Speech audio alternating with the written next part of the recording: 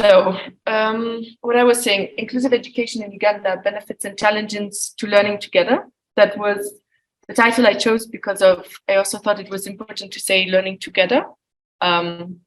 Togetherness in learning is important. And especially in this context of inclusive education, that's what we're also talking about. Then who am I? I obtained my master's in special needs education at the University of Ghent in Belgium. And I did my thesis about teachers' attitudes towards inclusive education before and after the Ubuntu Bulamo intervention in Uganda. It was done in primary schools in Wakiso district. So what did I do in Uganda? I visited 5 primary schools. 3 of them were inclusive schools, where they had classes, mainstream classes, where there were children without disabilities and with disabilities, but also special classes for some students with special needs. And then there was one school with only students with special needs, and then there was one school that was only a mainstream school. So what did I do? I talked to the head teachers, I talked to the teachers, to some students with special needs, to some students without special needs. I did it in October and November 2022, so just now. And I went on a fieldwork to Kakuma just last week to a refugee camp it's a refugee camp in North Kenya. And it was to do research about inclusive education and about how some students, they were reporting there were some children with special needs in the camp, and they had difficulties at school. And so how could we help them?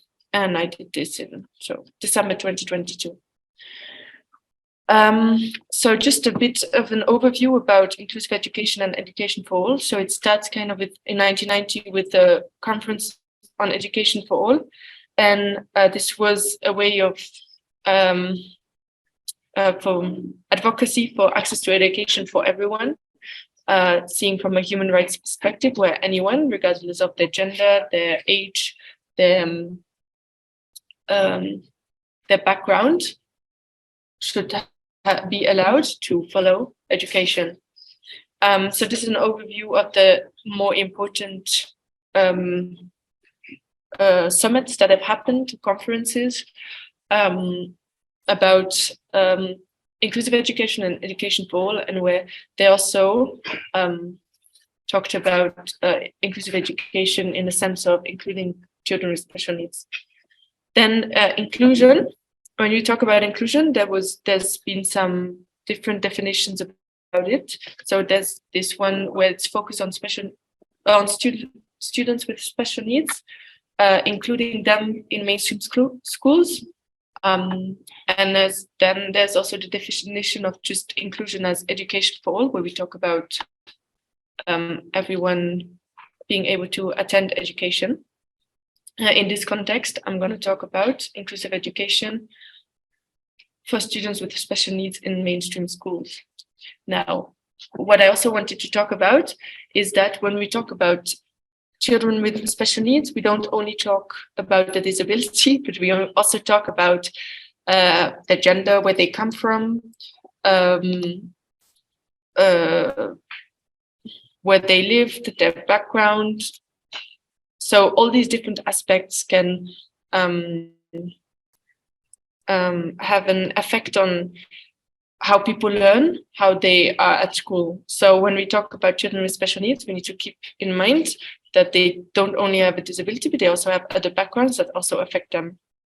So what some of the authors here were saying was that there is the need to have a systemic shift in the education system so that everyone is included, because any student could be at some point have difficulties. So by changing the environment and the curriculum, you can help these students, you can help all of the students in class to have an environment that's conducive to learning.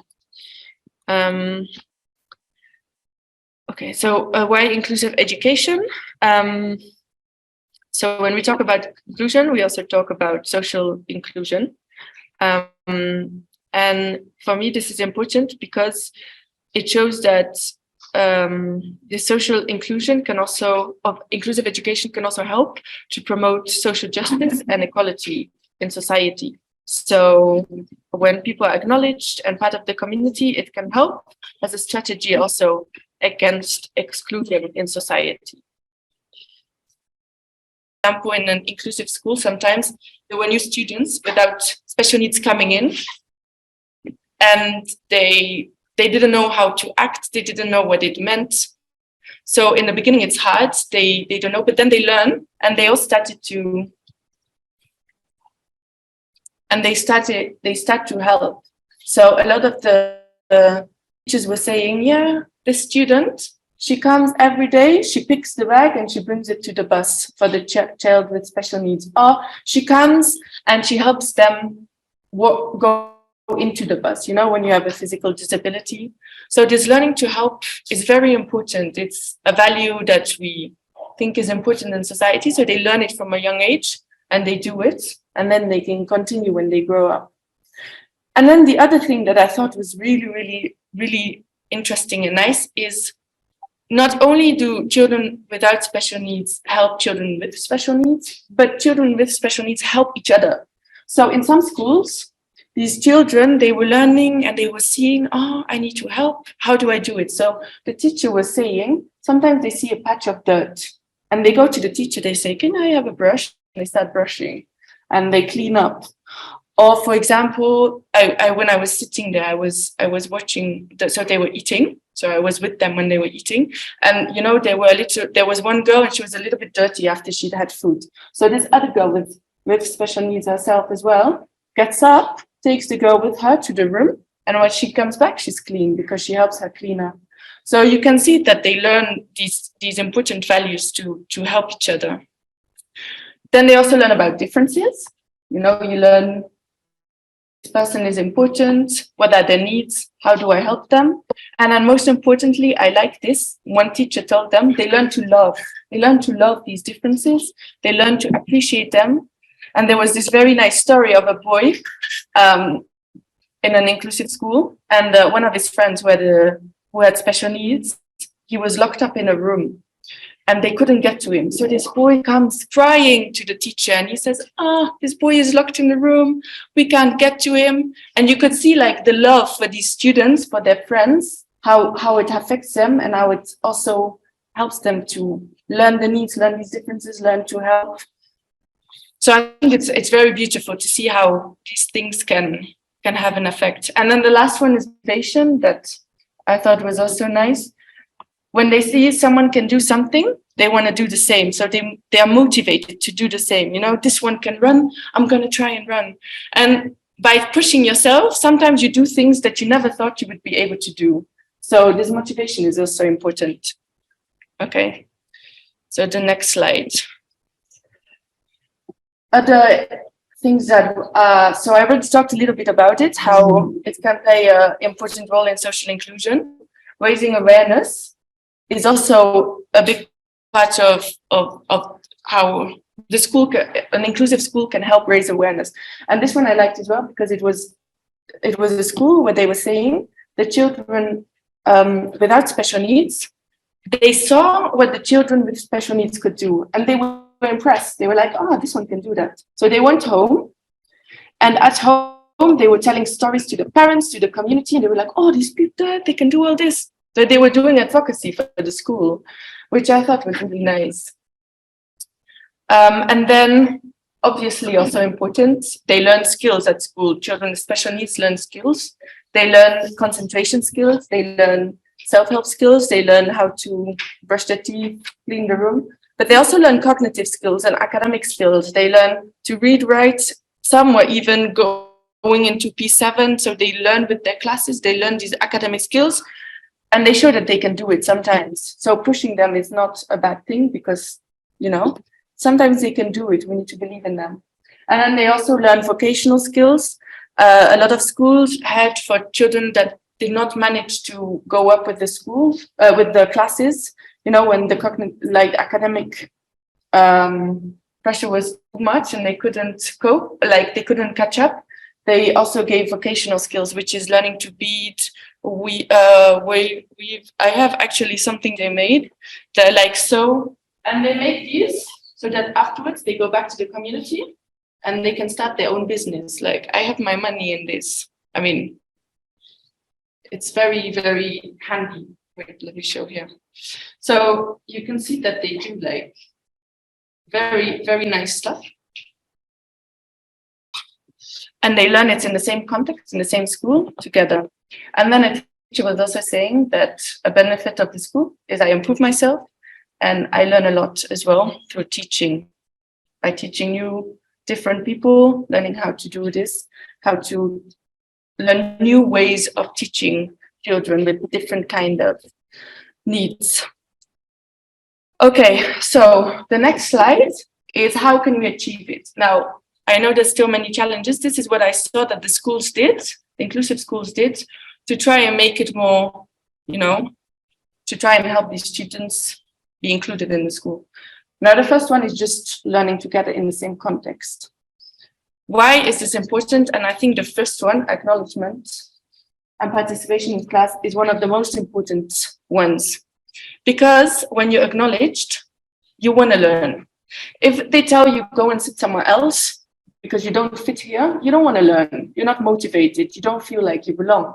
So acknowledgement, just the fact that you can be with the others, that they help you to learn, is very important for your motivation to learn and for you to be able to retain some knowledge and learn it.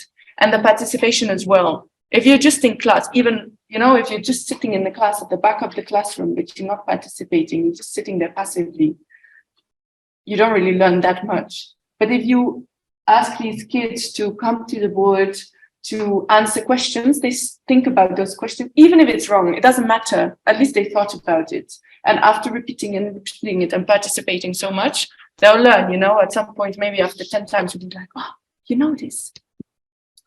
So those two are one of the most important ones.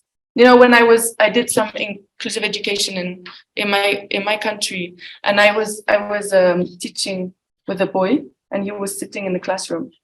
But it was difficult because the teacher was not acknowledging him. I was just there and I was helping him. And I could see that was difficult. So just to say, anywhere, people want to be acknowledged and want to be able to participate like any other person, even if you have difficulty or challenges. Then, so learning classically with everyone, they were just also learning with the students. They were learning the same content.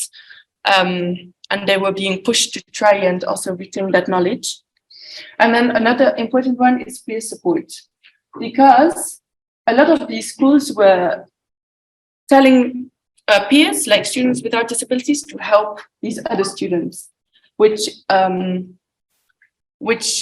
is important because, first of all, you learn to interact and socialize with your peers, but also they were helping each other in class. And you could see, like, for example, one was needed to copy from the board. So the student sitting next to him was looking, he was saying, no, you don't do that. You need to write it like this. And he was helping him.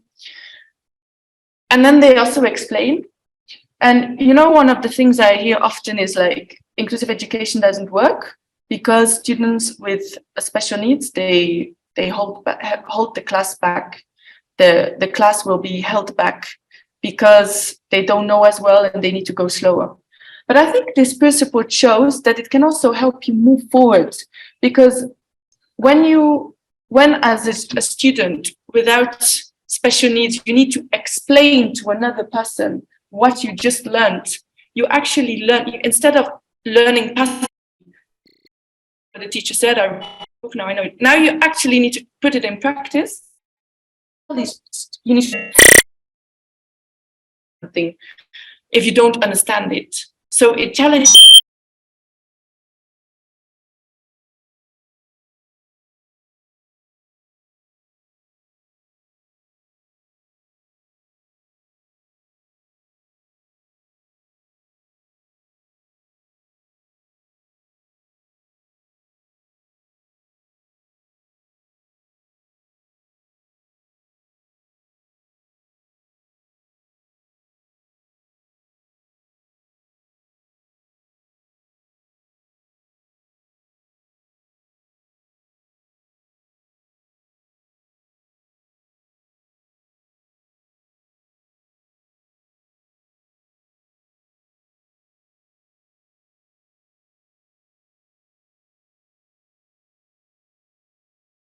all the classes were doing that in the beginning, and maybe when they were shifting classes, which is good because when people have concentration problems, it helps to kind of, okay, release that a little bit, and then now we can go and work a little bit. And then a repetition, which is also important for any student to learn, you know, hearing again and again the same, you'll retain better. But then obviously for these students with special needs, it's even more important because they learn, but they learn slower. So by repeating always, always, always, at some point, they'll know. And then the next one, so we have learning in the same context and changing that context so that it can help everyone. But then you also have differentiation, which means we also teach people according to their abilities. So you go, it is important to know which student is in front of you, to see what their skills are and how can we help them learn. So some things I saw was vocational skills. How do we teach them vocational skills? Like these ones are making maths. And they're doing it very well. I mean, in the beginning it's difficult, but in the end they do it very well. They can go back to the community and they have something they can sell, they can contribute to.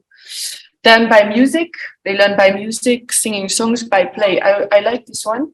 There was, at one school, they were like, we tried to look for alternatives for them to learn. And what they did was they went to play outside. It was kind of like sports as well. And then the teacher was like, okay, now you have a spoon with your color and they have to pick the egg with the same color. So tell me the color of your spoon and pick the same egg.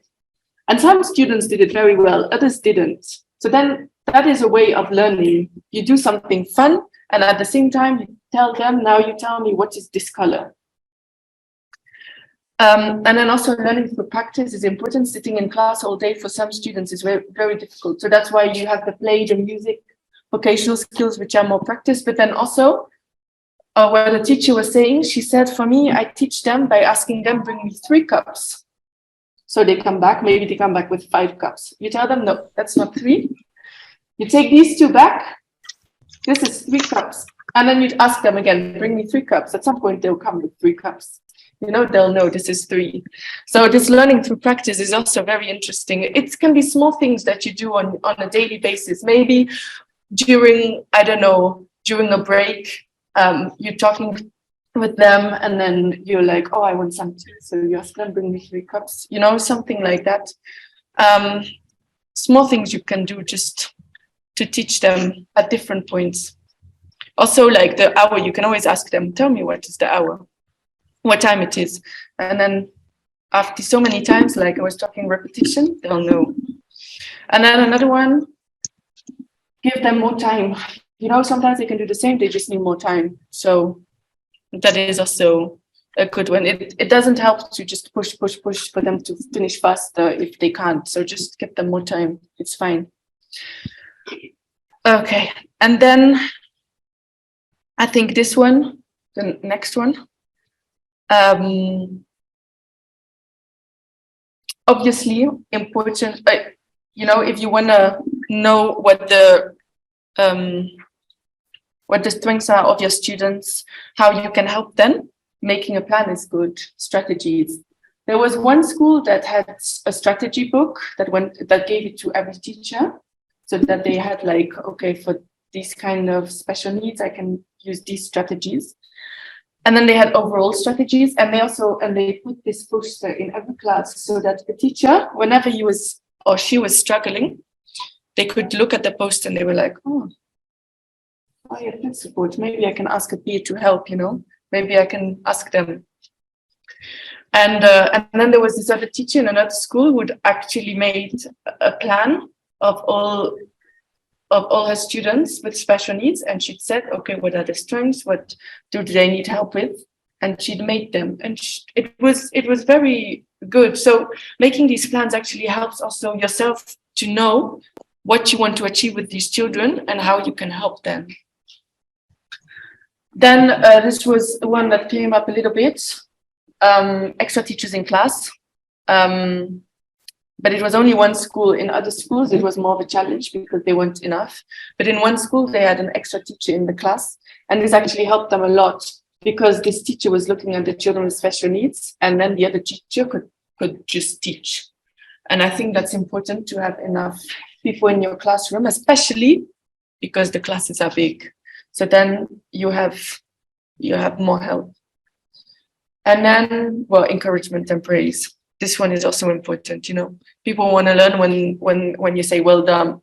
So if you keep criticizing them, they won't want to learn. So always tell them well done, even when they made a mistake. You say, well done for trying. Next time you'll try again. And next time maybe they have it right. Then you clap for the whole class claps for them because they had it right. So that one is also important. I know some of these might seem very simple, but I think it's important to acknowledge them, to put it down, because sometimes people forget. There's small things that can actually make a big difference. Okay, then the next slide. Working with parents is also something that the schools were doing, and it can help a lot to raise awareness. Okay, first of all, raising awareness with the parents. I heard a lot of teachers telling me that it was difficult sometimes working with the parents because they had certain ideas about disabilities. And so they sometimes keep their children at school, or they have very high expectations. And when those expectations are not reached, they pull their children out of schools because they want them to be exactly, very, manage everything when they can't. So they pull them out of school. They don't go to school. So as a school, it's very important to work with parents to raise awareness with these parents, to talk to these parents so that they can understand what the needs are, that they can and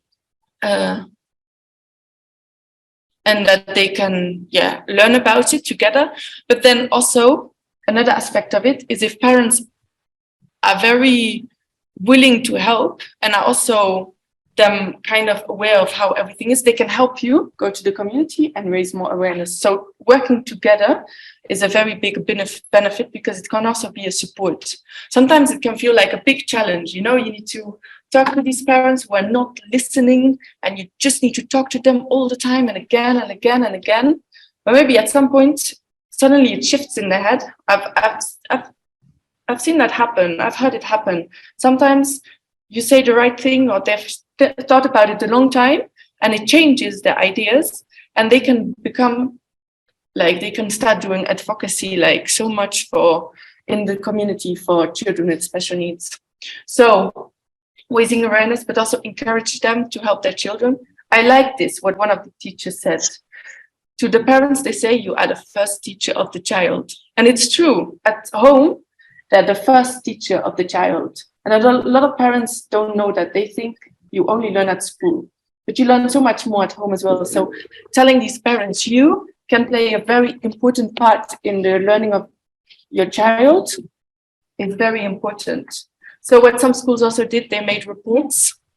They asked the parents to make reports of the children during the holidays to think about it. And then when they came back, the school would look at these reports and see what these children had learned.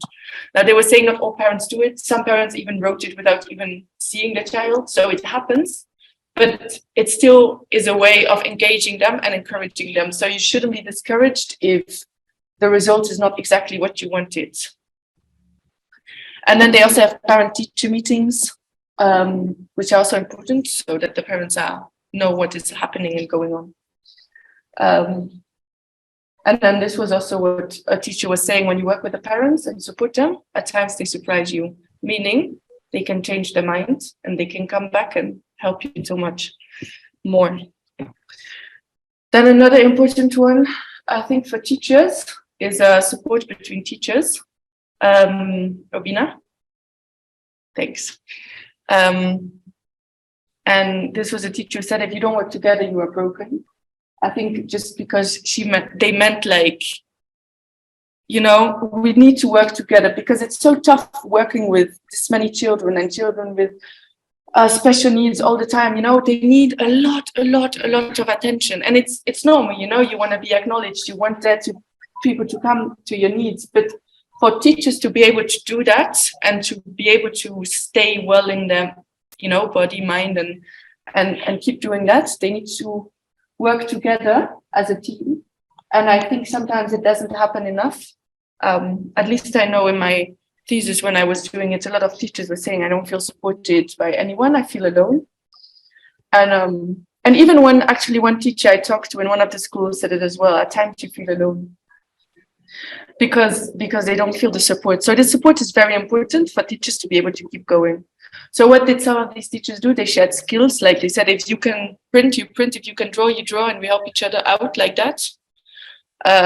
Then they also talked about the challenges of these children, and they came up with ideas together how to help them. And then there was this one teacher who was also signing and translating for the students and the teachers, because the other teachers didn't know sign language. Okay, and then community outreach. This is 2 schools were doing this, and I thought it was pretty interesting. It is these are 2 schools that also not only had the schools, they also had teachers going into the community to check on the children with special needs there, because some, also this is one of the challenges that is coming back, but school fees are high. Sometimes children don't make it, or the parents still keep them home. So these teachers, they go into the community to try and talk to the parents, talk to them. How can you help them? Counseling, give advice, do assessments, that kind of stuff, just to also work in this community and help these children a little bit. And it also helps for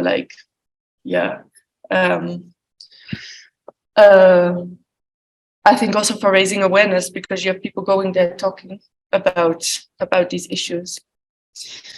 Okay, then the last part I wanted to talk to you about are the challenges that a lot of the schools still face, because, well, started, but there are still many issues that needs to be addressed in order to have good inclusive schools. I mean, they're already good inclusive schools, but make them better. Let me put it like that. So one of the biggest one was need for more training of teachers and staff. Teachers were all saying they learn on the job. Okay, there were a few teachers that did special needs education, but not a lot. So most of them were saying we learn on the job. And most of these schools actually gave small workshops, which helped these teachers a little bit already to know what to do when they were in class, how to help, that kind of stuff. But a lot of teachers were also saying, I want to learn, but there's a challenge, meaning that I cannot pay to learn special needs education because the cost is too high. And they first need to learn, if I got this right, teaching, and then they can learn special needs education. And in the teacher program, there is nothing about special needs. So a lot of teachers were saying that this was a big challenge for them because they didn't have those capacities to learn it. Actually, a few teachers said, now I'm going to try and do it. But they didn't really have a lot of that training. And then one teacher was also saying that sometimes it's difficult to also talk with the school because the school does not have the training of special needs. And you try to explain to them, like the administration, so you try to explain to them, maybe we should do things a different kind of way, like, for example, have these students maybe have some time out of class when they can't concentrate, but the administration did not have that knowledge of what is special needs, so they were just no. So they were also saying that's a challenge because a lot of these people don't really know what it means to work with children with special needs. So there's a need for more training and maybe making it more accessible for people to learn about special needs. Putting it in a teacher program, for example, just so that any teacher already knows about it or any other way.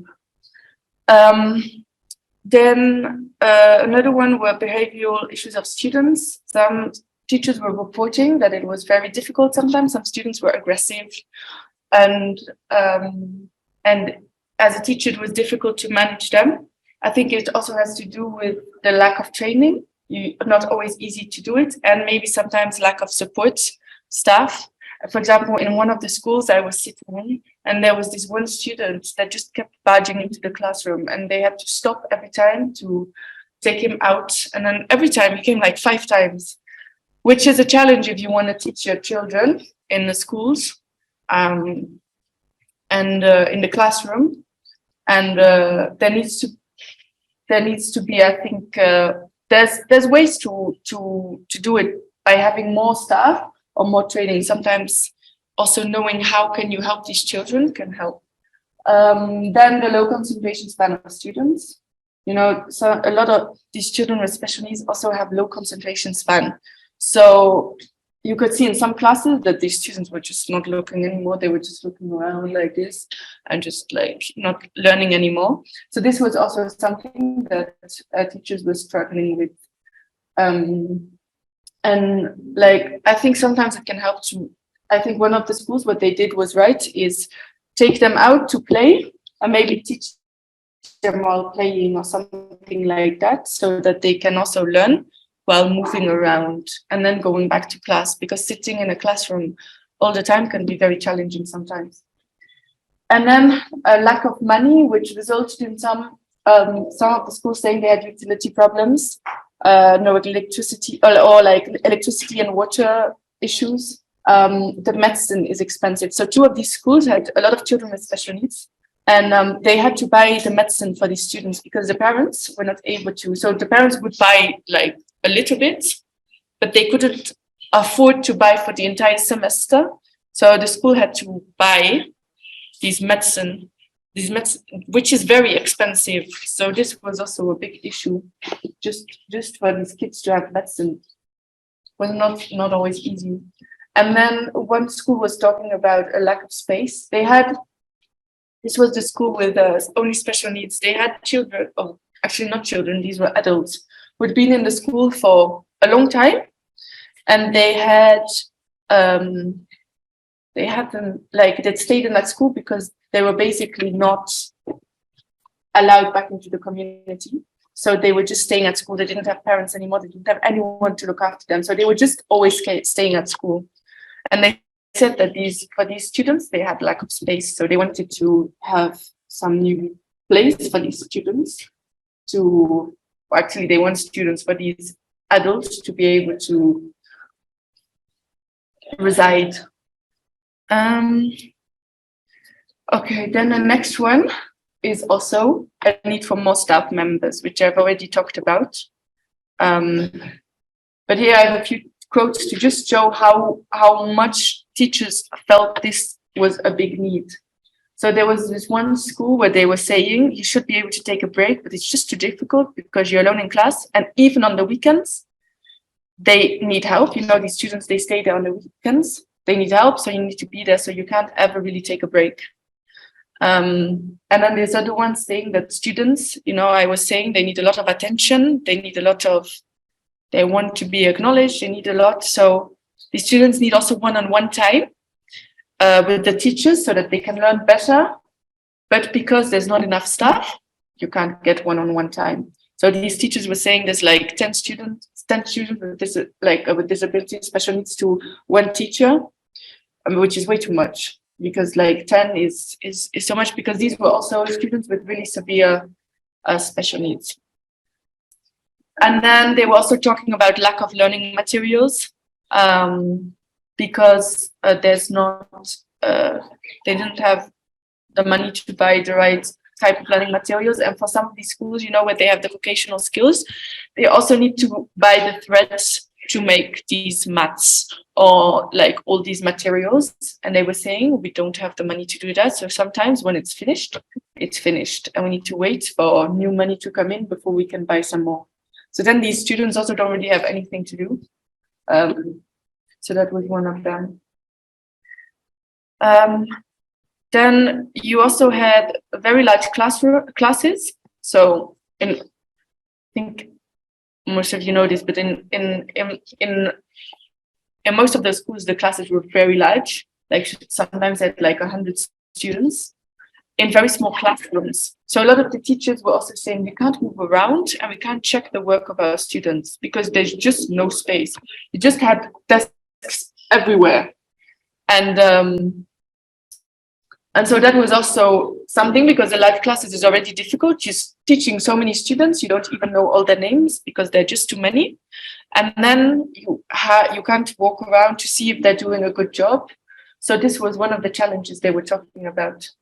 And within this challenge, some were saying, in my classroom, I have 8 students with special needs and I have 60 students. It's too much for that teacher to handle. So then the classes need to be smaller, more people, like more staff in those classrooms to be able to manage that. And then a school was saying, we want actually to hire more teachers. We want our classrooms to be smaller, but we don't have the money. So that was a big issue. Then again, lack of support for the teachers in the classroom. This one I already said. This teacher said, here you find yourself alone sometimes. Because when you have so many students in a classroom, and then you have so many students with special needs in a classroom, you can't help, and you can't help everyone, and then you can feel very alone. I think there was this one class where there was this one boy with, I think, who had severe autism, and he was just sitting at the back of the class, and he was being acknowledged by the teacher. So the teacher was really trying, but this student had really, I think, he had severe also mental impairment. So he couldn't really do anything. And so in the book, when they were writing board, he was just doing as if he was writing in the book. He wasn't really doing anything, but he was sitting there for 2 hours doing that. In a sense, him being in the classroom is good and doing as if, I think it gives him a kind of sense of belonging, but 2 hours is very long for a student just to do nothing. So I think, this teacher did not really have any means of helping because they were all alone in the classroom, that they were trying. But I think this shows that sometimes it's difficult when you don't have that support, and if you don't know how to manage these people, these students. And then another one was school fees are too high, so parents can't pay sometimes. And in one school, actually, the school fees for children with special needs was doubled. So a lot of parents cannot pay that, cannot afford. And this one said that a girl had missed school for a year because the mother couldn't pay. And then they'd find a sponsor because they look for sponsors who would pay. But a lot of students don't find, and they just end up being at home. And then still, I think this is my last slide. I'm almost done. This one, I think the big problem is the stigma, where you see that still a lot of people, where they was talking about there still being a lot of discrimination.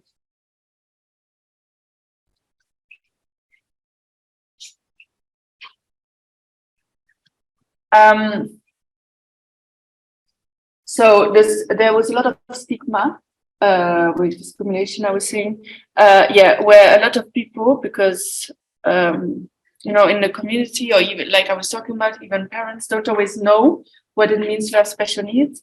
I'd also talked about them thinking, like parents thinking that it was a curse, so they wouldn't give them medication. They wanted to try other ways of healing these children. So this need for awareness is still there, so that people know that children with special needs, they just have special needs. They can do things, they can fully participate in society. They just need some extra help. And I think the schools I saw doing some very nice things, like those children going back to the community, those kind of things, or these children with special needs going back with what they made, are ways of doing it, but then also working with parents and just continuing talking about it all the time, and then things will change. And then one that was also interesting, the curriculum. They said that the curriculum was needed to have different certificates for children with special needs, because what they were saying is these children, they need to reach the same standards at the end of P7, at the end of P7 as all the other students, but sometimes they couldn't, even if they could go into that class and pick some things, they couldn't do the exams in the same way.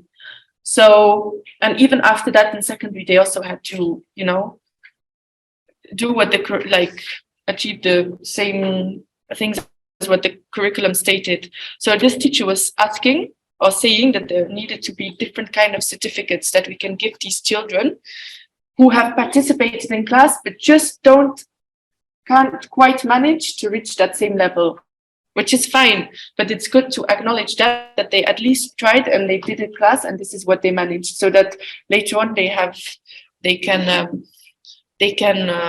you know, they can show that as well. And then the last challenge I want to talk about is dropout. I know I have a last slide. Okay, dropout. That some students drop out because either parents take them away because they're not managing, or other reasons. One of them, COVID-19. I'm talking very briefly about it because it was a big issue that happened. They were saying that the dropout, you know, a lot of students just didn't come back after COVID-19, after the lockdown. So that was also a challenge. So the last slide. Yes. So what did some of these schools try to do? Some tried to reach them online. Some tried to go check on the students in the community. Some tried to send work home with like when the transport was open again with like bodas. But they were saying that only a few who had the means and who had parents who encouraged these children managed to do that. Very many didn't.